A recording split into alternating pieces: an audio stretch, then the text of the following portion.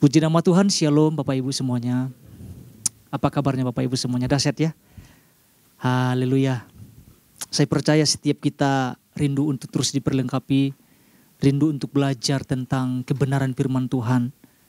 Ya, khususnya dalam minggu ini Bapak Ibu ada sesuatu yang Tuhan mau sampaikan kepada setiap kita. Kita bersyukur ya bahwa Tuhan baik dan Tuhan selalu baik dalam kehidupan setiap kita. Katakan amin Bapak Ibu. Nah, hari ini Bapak Ibu kita akan belajar bersama-sama apa yang kita sama-sama tangkap Bapak Ibu. Ini pesan Tuhan buat setiap kita. Pesannya adalah tegakkan kepalamu. Singkat dan sangat padat Bapak Ibu ya. Tegakkan kepalamu. Ya. Ketika Tuhan berbicara tentang hal ini Bapak Ibu, apa yang sama-sama kita boleh renungkan Bapak Ibu? Apa yang terlintas dalam pikiran kita berkaitan pesan Tuhan khususnya dalam minggu ini? Dikatakan tegakkan kepalamu. Artinya kan jangan tertunduk kan, betul ya?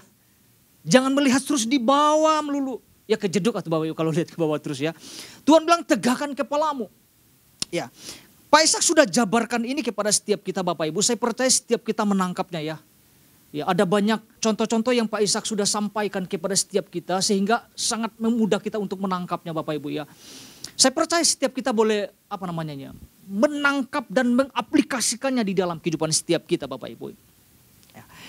Kalau kita melihat ini Bapak Ibu, apa sih yang kita renungkan tentang kalimat ini tegakkan kepalamu? Ya, kalau kita melihat ini kan sebuah dorongan, betul ya? Ya. Suatu motivasi yang Tuhan sampaikan kepada setiap kita tentang kata-kata ya mesti semangat lah gitu ya. Kata-kata penyemangat ya. Atas Pak Ishak sampaikan atas kekalahan mungkin yang terjadi dalam kehidupan orang-orang percaya. Atas kegagalan, atas kesedihan. Ya, saya mau tambahkan atas kekhawatiran loh Bapak Ibu ya. Tentang masa depan dalam kehidupan setiap kita. Ya, tapi jangan juga sampai salahkan tegakkan kepalamu tentang sombong, tegakkan kepala terus gitu Bapak Ibu, nggak mau lihat. Hati-hati itu kalau orang Sumatera bilang jangan dulu kau tegakkan kepalamu. Artinya dalam kehidupan susah pun ya harus terlihat kayak sombong gitu ya, betul ya. Terlihat tidak terjadi sesuatu kekalahan gitu ya. Jangan sampai disalahartikan. Ini sesuatu yang baik yang Tuhan sampaikan kepada setiap kita ya. Supaya kita tetap terus berjalan maju, katakan amin Bapak Ibu ya. Ya, mari kita lihat dasar firman Tuhannya Bapak Ibu, ini yang akan memperlengkapi kita. Ya, kita akan banyak belajar tentang kehidupan Daud ini Bapak Ibu, sangat penting. Ada sesuatu yang Tuhan sampaikan kepada sesuatu yang sangat luar biasa ya. Mazmur 27 ayat 1 sampai 6. Saya akan bacakan untuk kita semua Bapak Ibu ya. Pelan-pelan saya akan bacakan, kita sama-sama lihat ya. Ada juga di layar Bapak Ibu ya. Mazmur 27 ayat 1 sampai ayat yang ke-6. Ayat 1 dari Daud. Tuhan adalah terangku dan keselamatanku. Kepada siapakah aku harus takut? Tuhan adalah benteng hidupku.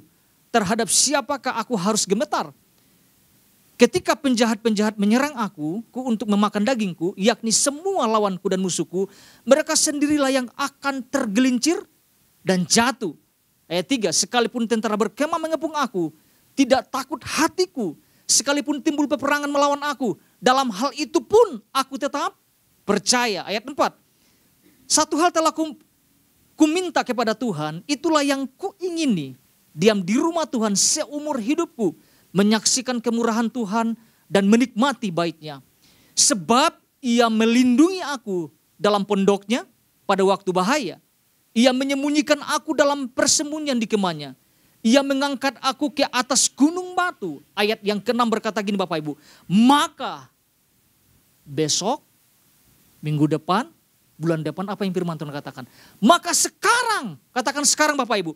Maka sekarang tegaklah kepalaku mengatasi musuhku sekeliling aku. Dalam kemahnya aku mau mempersembahkan korban dengan sorak-sorai. Aku mau menyanyi dan bermazmur bagi Tuhan. Ada kata penegasan yang disampaikan oleh Daud. Dikatakan maka sekarang tegaklah kepalaku. Menghadapi apa? Menghadapi semua musuh-musuh yang mencoba untuk menghancurkan hidup Daud. Kalau kita melihat dalam satu perikop ini Bapak Ibu, posisi Daud itu dalam keadaan yang tidak baik-baik. Ini apa yang Daud alami bukanlah sesuatu yang mudah loh. Bayangkan dikepung para musuh. Kadang satu masalah saja orang bisa tertunduk lesu loh Bapak Ibu. Ini Daud bertubi-tubi datang masalah silih berganti menyerang hidupnya. Namun kita bisa melihat Daud mampu melewati berbagai persoalan kehidupannya. Dengan apa? Dengan kepala yang tegak. Ya, ini kan sesuatu yang luar biasa. Apa yang Daud ungkapkan itu keluar dari sebuah keyakinan yang muncul dalam hati. Maka sekarang dikatakan tegaklah kepalaku. Setelah dia menguraikan beberapa paparan tentang masalah pergumulan yang dihadapinya. Kalau bisa disimpulkan, Daud tuh bisa gila karena dikejar-kejar terus. Bisa depresi Bapak Ibu. Bisa dikatakan berjalan dengan kepala yang tertunduk karena memang banyak pergumulan silih berganti datang menyerang hidupnya. Tetapi lewat perikom ini kita bisa melihat Daud tidak membiarkan satu musuh pun. Daud enggak izinkan itu terjadi dalam kehidupannya. Nah, kita perlu melihat nanti tentang apa sih kunci-kuncinya Bapak Ibu ya. Nah, sebelum lanjut Bapak Ibu, ini yang Tuhan sampaikan kepada setiap kita di dalam inti pesan Tuhan ya. Tidak semua saya bacakan Bapak Ibu ya. Bagian awal saja saya bacakan Bapak Ibu ya. Karena ada di warta juga nanti ya. Ada di YouTube ya.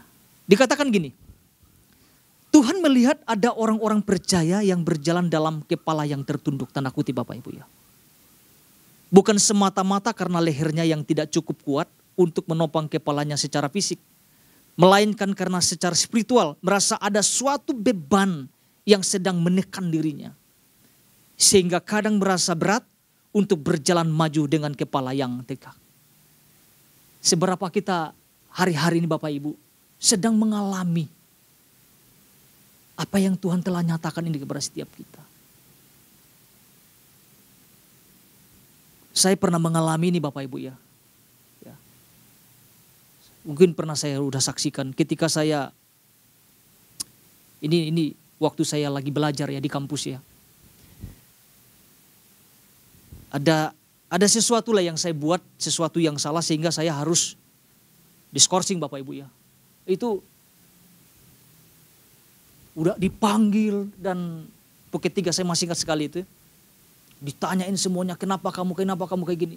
Bayangkan Bapak Ibu ya, keluar dari ruangan saya tuh udah nangis saja, saya mempertanyaan kenapa bisa terjadi ya, kok terulang terus kayak gini terus ya. Gitu loh.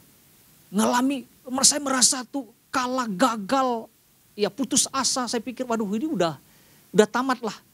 Ya, karena ruangannya itu ruangan di atas, bahwa saya turun tuh lihat teman-teman saya udah nggak bisa lihat muka gitu. Bayangkan coba.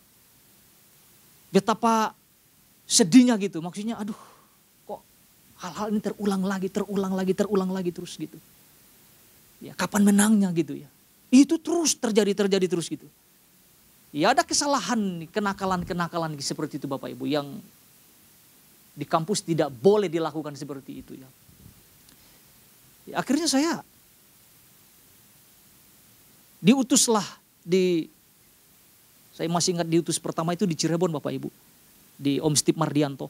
Datang pun ke sana, Bapak Ibu saya nggak bisa kayak seperti orang datang praktek 3 bulan 4 bulan gitu. Wah saya tuh kan datang bermasalah di sana gitu. Ini orang yang bermasalah gitu. Saya pikir susah untuk saya untuk mengangkat kepala untuk berbicara kepada orang-orang. Karena posisi saya tahu, saya orang skorsing ini. Ya kan jemaat pasti rata-rata tahu gitu. Gitu kan. Itu susah banget, mengangkat kepala tuh susah. Tapi puji Tuhan, Om Steve Mardianto sebagai gembala panggil saya secara pribadi. Marbun, dikasih taunya, kamu pernah belajar tentang kehidupan Petrus? Iya Om, pernah belajar. Dia gagal gak? Pernah gagal gak dibilangnya? Pernah. Lebih berat mana kegagalan dari saudara kamu? Saya timbang-timbang Bapak Ibu, iya. Saya mah ringan atuh. Kan kalau ketahuan merokok Bapak Ibu, kalau di kampus langsung Bapak Ibu. Itu gak main-main tuh. Jangankan pegang rokok. Kumpul sama ada asap-asap saja bukan ngerokok kita, itu selesai kita itu. Itu saya alamin tuh kayak gitu. Saya pikir saya gak sembuh-sembuh gitu. Saya Udah lahir baru juga tapi masih jatuh aja gitu. Dan sebagainya. Dan itu kesalahan yang saya buat itu. Om Steve bilang, respon itu panggilan Tuhan dalam kehidupan kamu. Waduh, saya di situ benar-benar dikuatkan Bapak Ibu. Iya ya. Ini sekelas murid Yesus, saya pikir gitu. Tapi ada kegagalan, menyangkal gitu kan. Tapi ada titik baliknya enggak? Ada. Ketika Yesus menghampiri dia. Ketika Yesus mengatakan, apakah engkau mengasihi aku? Itu ada titik baliknya di situ. Dan pada saat itu ketika Tuhan Yesus mengatakan, gembalakanlah domba-dombaku. Pada saat itu kehidupannya berbeda.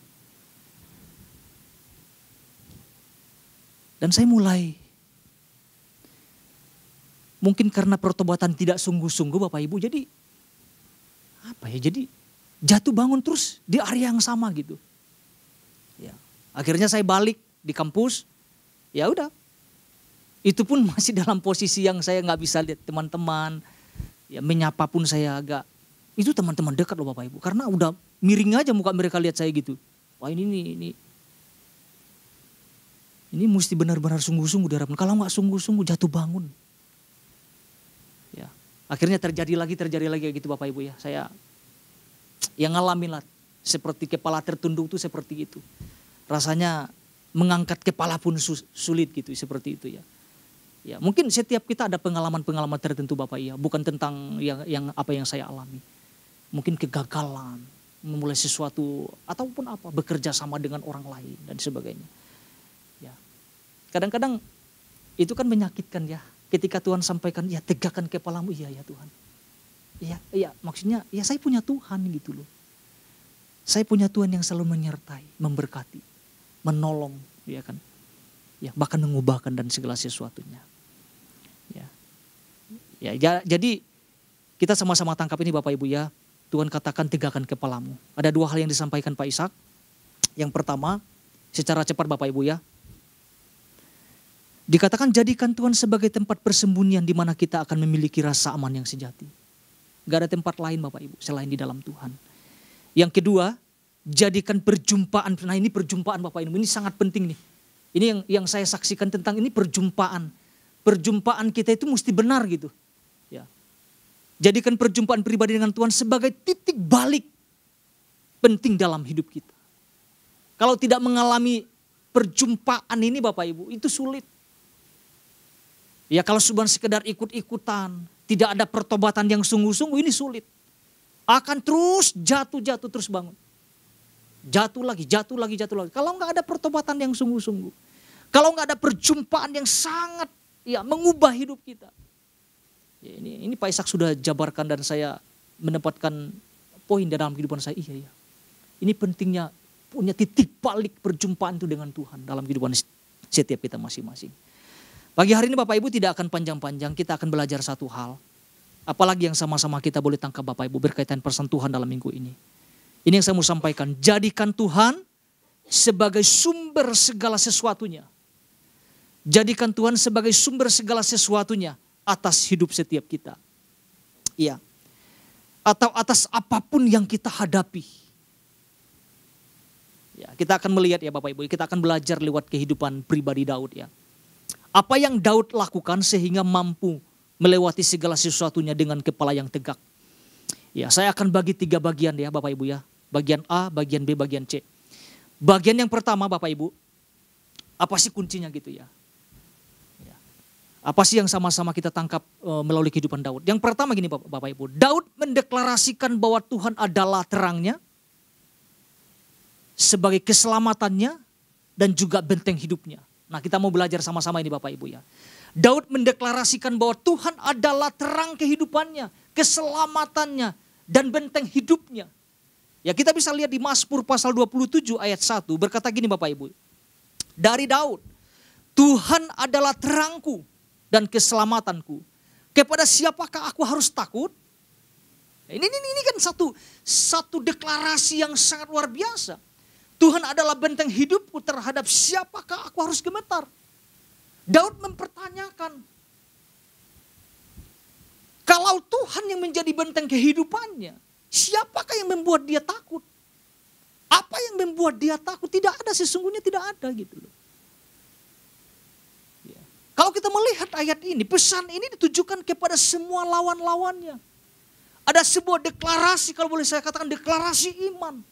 Ya. Daud menyerukan, menyuarakan tentang bahwa Tuhanlah yang menjadi pelindung.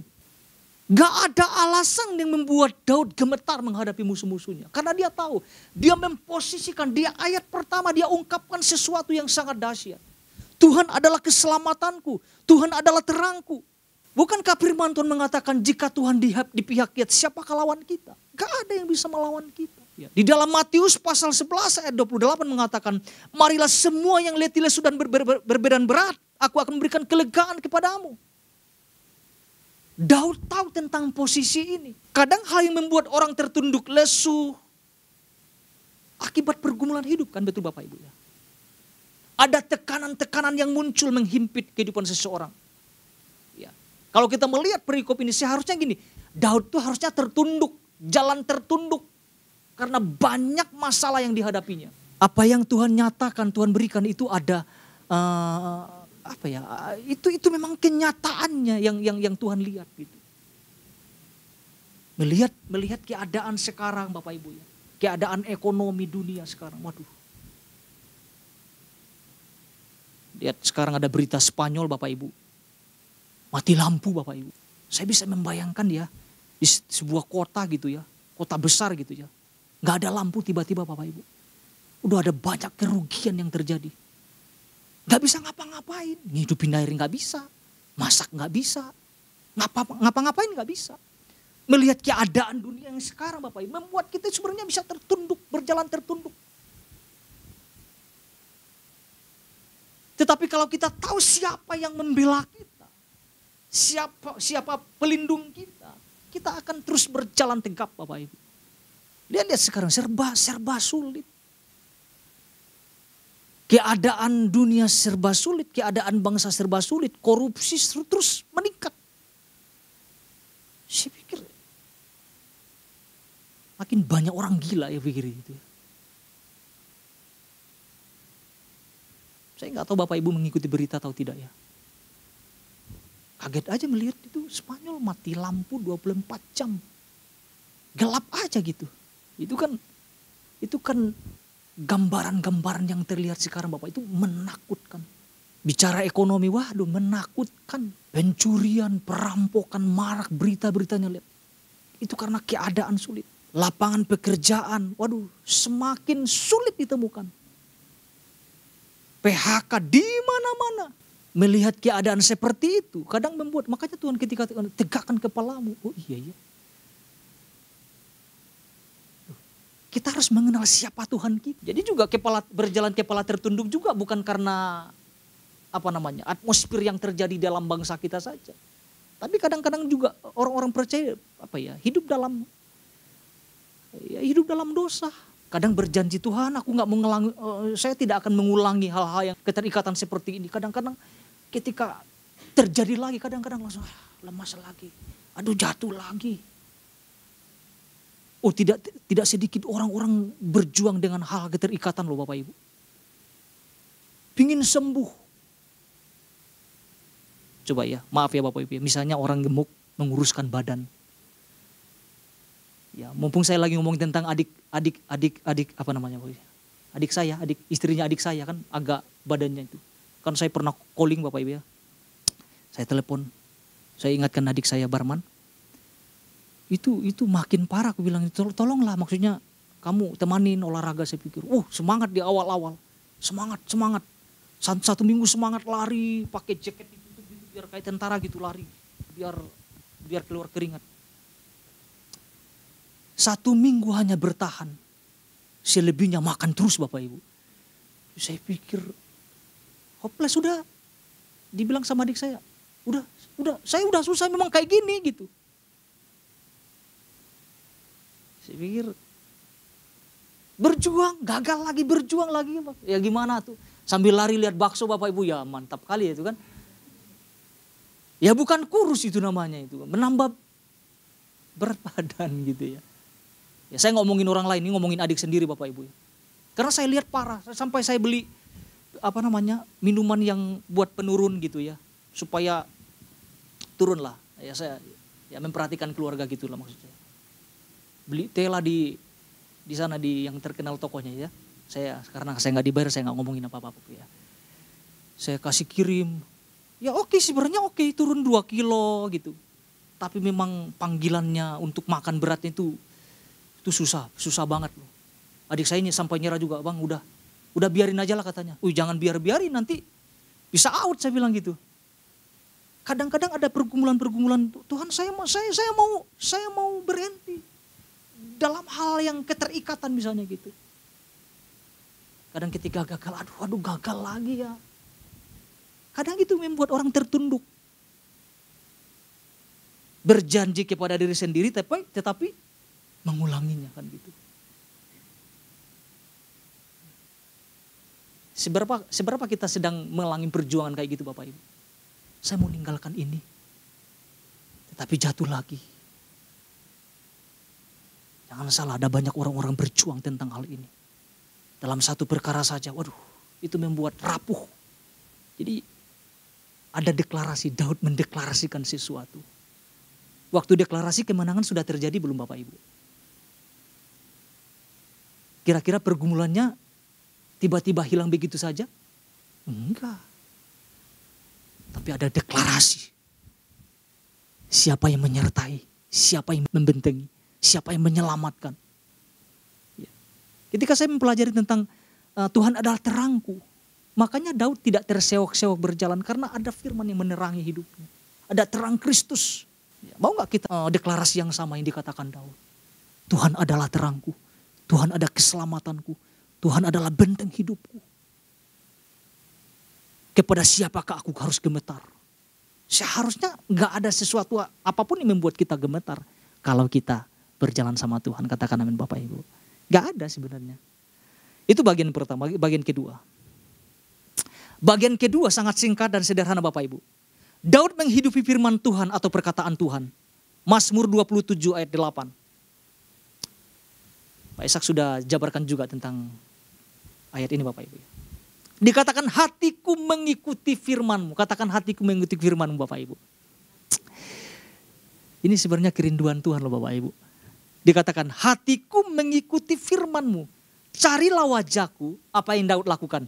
Maka wajah-Mu ku cari ya Tuhan. Nah, mencari wajah Tuhan ini sampai kapan? Sampai kita menemukan Tuhan dalam kehidupan setiap kita. Kadang hal yang membuat seseorang tertunduk lesu karena tidak mengikuti firman. Firman itu kan pedoman. Firman Tuhan itu kan sebagai penuntun. Sebagai sumber. Ya. Makanya tidak heran ada orang-orang percaya salah jalan melulu. Karena memang gak dituntun. Gak ngikutin firman. Ya. Salah jalan karena memang tidak punya visi dan tujuan Tuhan dalam hidupnya itu. Makanya gagal.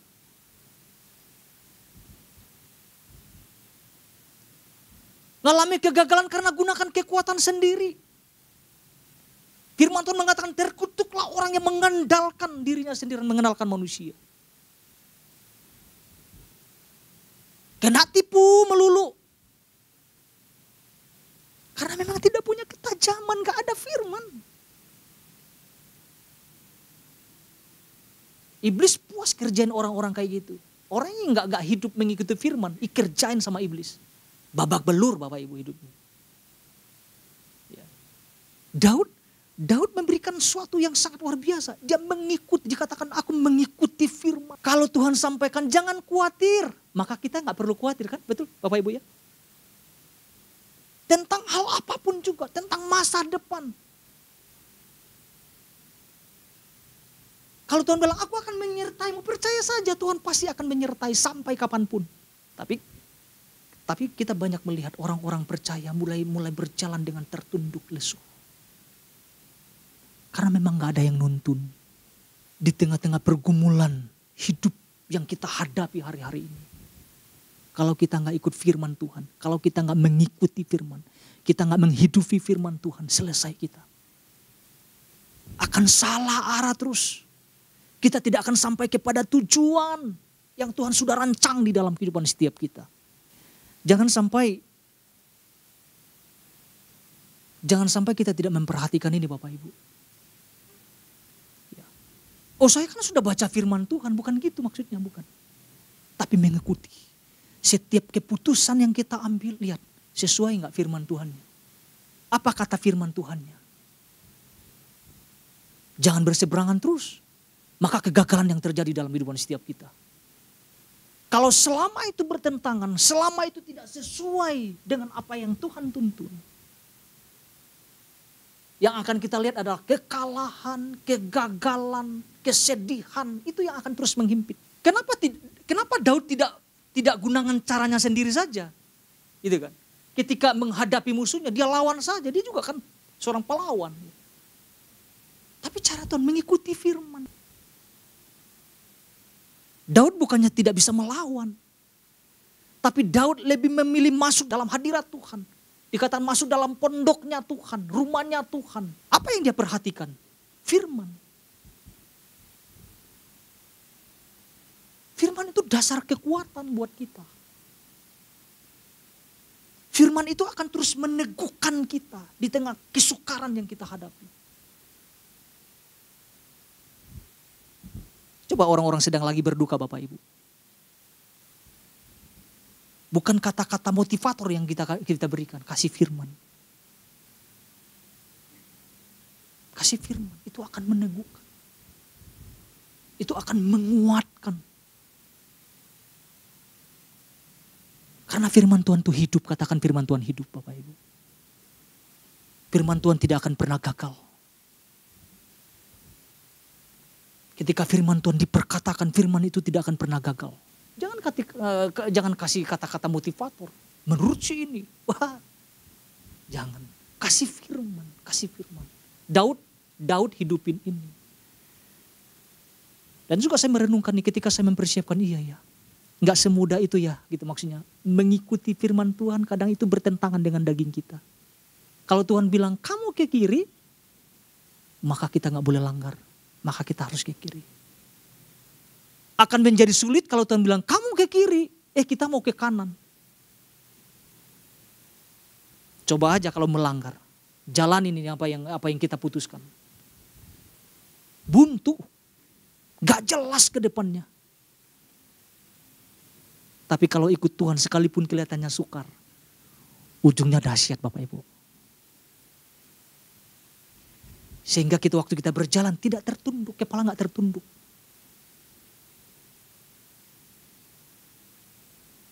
Seberapa kita yang rindu Bapak Ibu?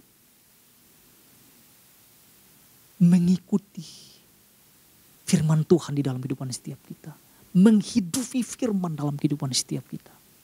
Saya percaya setiap kita rindu itu. Menghidupi setiap perkataan demi perkataan Tuhan dalam kehidupan setiap kita. Itu sumber kekuatan gitu. Untuk menghadapi apapun yang ada di depan kita. Ya, jadi jangan sampai kita hidup dalam kekhawatiran Bapak Ibu. Kekhawatiran itu membungkukkan loh. Khawatir tentang masa depan, pendidikan. Kita gak boleh main-main. Ketika Tuhan katakan tegakkan kepalamu sama-sama. Kita lihat apa yang Daud lakukan, kita lakukan. Deklarasi iman, deklarasi firman Tuhan. Ikutin perkataan Tuhan dalam kehidupan setiap kita. Ya, ini kan tuntunan buat setiap kita. Ketika Tuhan katakan tegakkan kepalamu, itu tuntunan. Artinya mari berjalan bersama-sama dengan Tuhan. Setiap waktu di dalam kehidupan setiap kita. Bagian yang ketiga Bapak Ibu.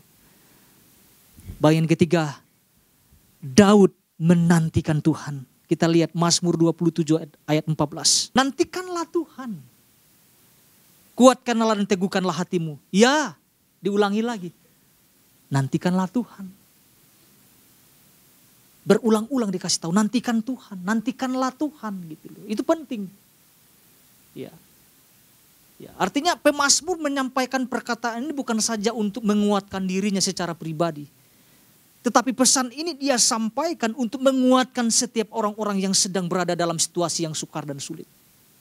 Nantikan Tuhan. Ya, di dalam Yesaya 40 ayat 31, kita sering membaca ini Bapak Ibu ya. Yesaya 40 ayat 31. Apa sih? Kenapa mengatakan nantikan Tuhan? Ada apa sih? Gitu loh. Ya, di Yesaya ini akan terjawab Bapak Ibu. Dikatakan gini, tetapi orang-orang yang menanti-nantikan Tuhan mendapat apa? Kekuatan baru. Itu firman Tuhan katakan. Menantikan saja akan mendapat kekuatan baru gitu loh. Mereka seumpama raja wali yang naik terbang dengan kekuatan sayapnya.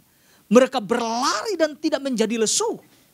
Mereka berjalan dan tidak menjadi lelah. Orang tertunduk karena lesu dan lelah. Tetapi orang yang menanti-nantikan Tuhan mendapat kekuatan baru. Katakan amin Bapak Ibu. Oh dahsyat banget. Dalam penantian ini diperlukan kesabaran. Ya. Karena kalau tidak sabar Bapak Ibu, pindah keyakinan. Betul ya? Orang gak sabar menantikan. Banyak pertanyaan muncul. Ini benar gak? Benar gak? Ikut Tuhan benar gak?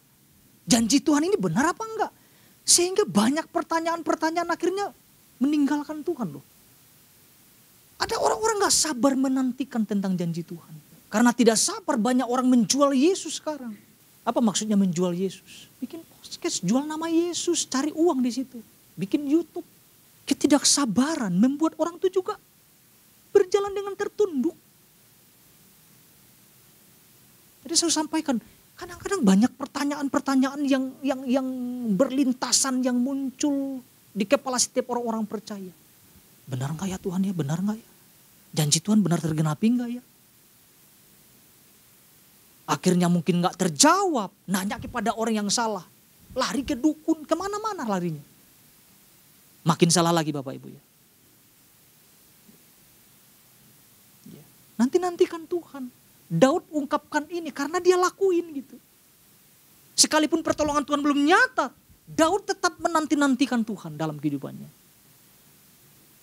Itu juga boleh terjadi dalam kehidupan setiap kita, menanti-nantikan Tuhan. Saya akan tutup dengan ini Bapak Ibu ya.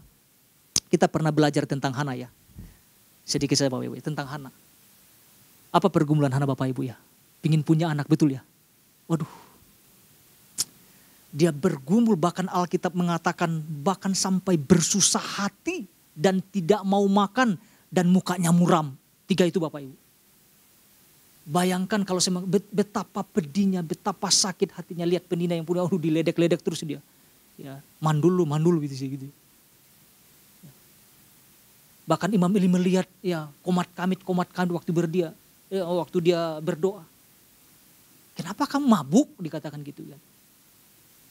Di dalam 1 Samuel 1 ayat 15 mengatakan ini Bapak Ibu. 1 Samuel 1 ayat 15. Aku seorang perempuan yang sangat bersusah hati dikatakan. Ya mungkin kalau ketemu penina dia itu langsung gak bisa ngapa-ngapain dia. Ayat 18 mengatakan ini Bapak Ibu. Sesudah itu berkatalah perempuan itu. Biarlah hambamu ini mendapat belas kasihan daripadamu. Lalu keluarlah perempuan itu, ia mau makan dan mukanya tidak muram lagi. Imam Eli mengatakan, udah datang di hadirat Tuhan, minta apa saja akan tergenapi. Wah itu dahsyat itu. Kalau Nabi sudah berbicara itu pasti jadi Bapak Ibu. Ya, ada nubuatannya gitu ya. Ya jangan sampai, yang saya mau tekankan gini, jangan sampai membiarkan hati kita itu susah Bapak Ibu ya. Jangan sampai dikatakan bersusah hati, tidak mau makan dan muka muram. Jangan sampai terjadi. Itu bukan tertunduk lagi, itu merayap itu kayak gitu Bapak Ibu. Itu jangan sampai kita biarkan ada sesuatu yang mengganggu hati kita, kehidupan setiap kita. Ya, entah apapun masalah yang kita hadapi Bapak Ibu, jangan dibiarkan itu. Karena akan sulit. Untuk melihat ke depan, berjalan pun akan sulit. Ya. Tetapi kita bisa melihat janji Tuhan tergenapi gak dalam kehidupan Hana? Tergenapi. Janji Tuhan itu tidak akan pernah gagal Bapak Ibu. Ya, jadi satu hal ini sama-sama kita tangkap Bapak Ibu ya. Jadikan Tuhan sebagai sumber segala sesuatunya atas hidup setiap kita, atas apapun yang kita hadapi. Tuhan Yesus memberkati setiap kita.